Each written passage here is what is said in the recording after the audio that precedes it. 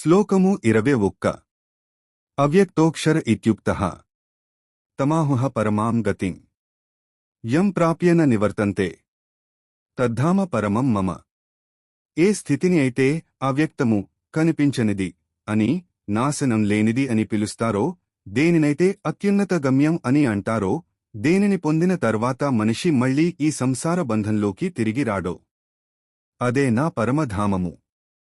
ఈ శ్లోకంలో శ్రీకృష్ణుడు రెండు ముఖ్యమైన విషయాలను చెబుతున్నాడు. శాశ్వతత్వం, భౌతిక ప్రపంచం తాత్కాలికం మరియు మార్పు చెందుతుంది. కాని భగవంతుని స్థితి ఎప్పటికీ నశించదు. పునరావృత్తి రాహిత్యం. ఒకసారి ఆ పరమపదాన్ని చేరుకున్నాక జీవుడు మళ్లీ కష్టాలతో కూడిన ఈ భూలోకానికి తిరిగిరాడు. అదే నిజమైన మోక్షం.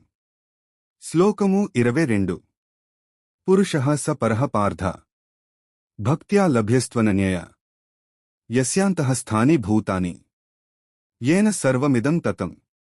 ఓ అర్జున, ఏ పరమాత్మ లోపల ఈ సర్వభూతములు ఉన్నాయో, ఏ పరమాత్మ ఈ జగత్తంతా వ్యాపించి ఉన్నాడో, ఆ పరమపురుషుడు అనన్య భక్తి, మరే ఇతర చింతన లేని ఏకాగ్ర భక్తి ద్వారా మాత్రమే లభ్యమవుతాడు.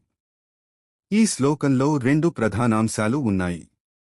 భగవంతుని సర్వవ్యాపకత్వం. భగవంతుడు ఈ సృష్టికి వెలుపల ఎక్కడో లేడు.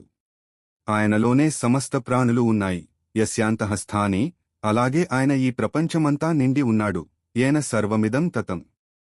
ఇది బంగారం నగల్లో ఉన్నట్లు లేదా సముద్రం అలల్లో ఉన్నట్లు అన్నమాట.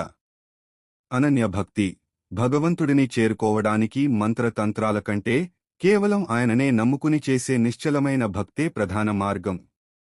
అనన్య అంటే తనకు, భగవంతునికి మధ్య వేరొక వస్తువుగాని, కోరికగాని లేకపోవడం.